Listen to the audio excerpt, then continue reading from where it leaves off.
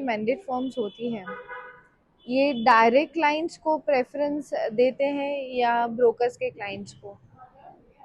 Direct clients को तो preference देने पे कोई पॉइंट इसलिए नहीं है क्योंकि अवेयरनेस आपके मेन वर्टिकल होता है आपका चैनल पार्टनर्स का। उसके बाद अगर दूसरे मीडियम से आप सोशल मीडिया या और एक्टिविटीज भी एक्सपेंसेस आप कर रहे हैं उसके अगेंस्ट, आपने ऑलरेडी एक्सपेंसेस किए हैं डायरेक्ट क्लाइंट को लाने के लिए, तो जो आपका एक्सपेंसेस है या तो आपने उसको एडवर्टाइज करने में मार्केटिंग करने में खर्चा किया है, नहीं किया है तो फिर वो आपका चैनल पार्टनर सेल्स लेके आ रहा है।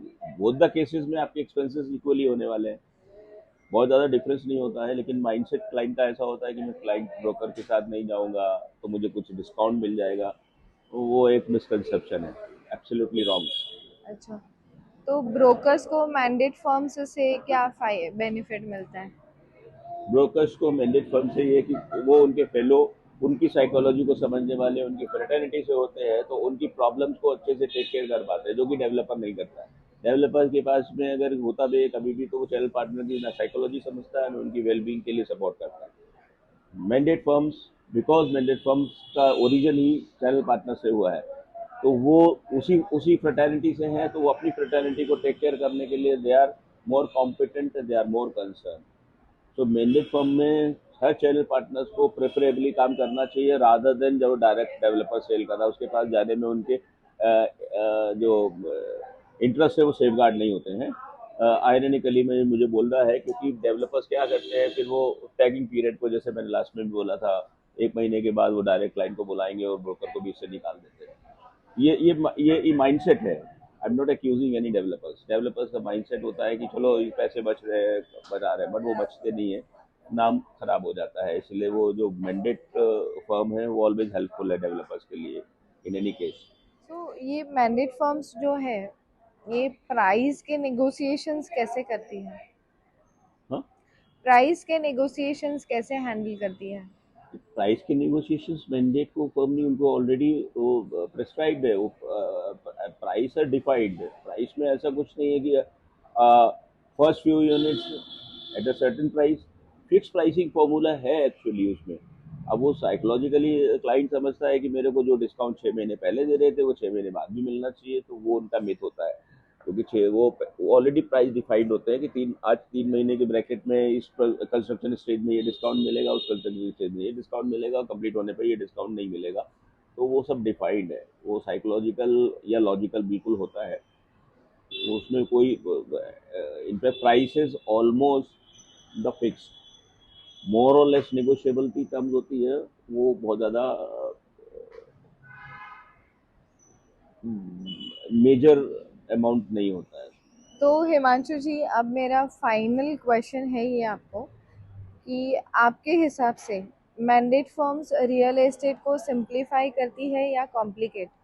सिंपली भाई ऑब्वियसली ये बहुत अच्छा, इसको करने वाले कौन लोग हैं?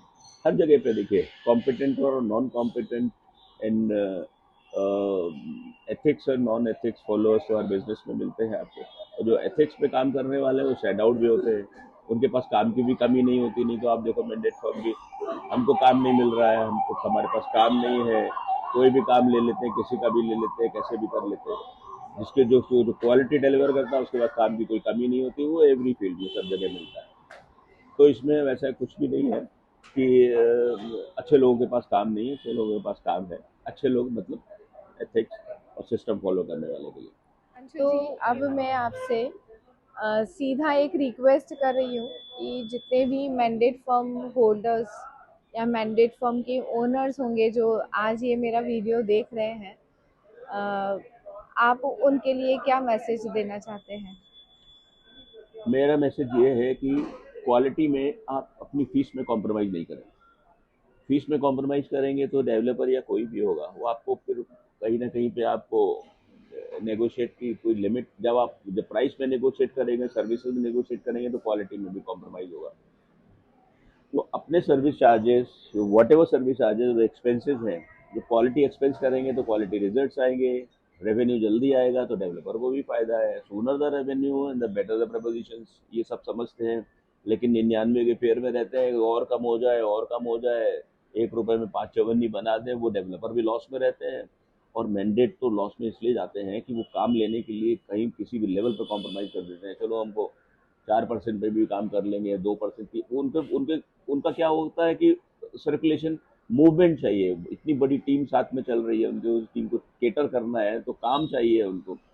तो वो डेफिसिट उनकी बैलेंस शीट में, अब वो चीज़ पे जाने की ज़रूरत नहीं है। जितने बड़े बड़े कंपनीज हैं वो नेगोशिएबिलिटी में मार्केट में अब ट्राईपोली, मोनोपोली या मल्टीपल प्लेयर्स होते हैं, तो जो कम पैसे में काम करने वाले बहुत सारे लोग हैं जो क्वालिटी नहीं दे पाते। तो डेवलपर को भी ध्यान देना चाहिए कि उसकी जो सब्सटेंशियल प्राइसेस है, जैसे टेंडर होता है, टेंडर में देखते हैं कि ये टेंडर हम पास कर रहे हैं, इसमें क्वालिटी कॉम्प्रोमाइज़ करेगा तो हम कम में टेंडर ले रहे हैं या हम क्वालिटी में पर्सन को टेंडर दे रहे हैं। You understand, and people who would be listening would be understanding this point, because quality comes at a price, yes, and price negotiate करने का मतलब आप क्वालिटी negotiate कर रहे हो। करेक्ट आप करेक्ट। क्वालिटी negotiate कर रहे हो, अरे वो इतना कम ले लो, ऐसे कम ले लो, एनीवेयर आप क्वालिटी शोरूम में जाओगे तो क्या negotiate करोगे? That's it. Thank you. Okay viewers, so आज हमने हिमांशु से बहुत सारी बातें जानी मैंडेट फॉर्म्स के लिए। उन्होंने बहुत अच्छी तरीके से हमको समझाया कि मैंडेट फॉर्म्स कैसे काम करती है, ब्रोकर्स के लिए कितनी फ्रेंडली है, एंड वॉटेवर उनके वर्किंग एरियाज़ है उसके सब चीज़ों के बारे में आज हमने उनसे जाना है।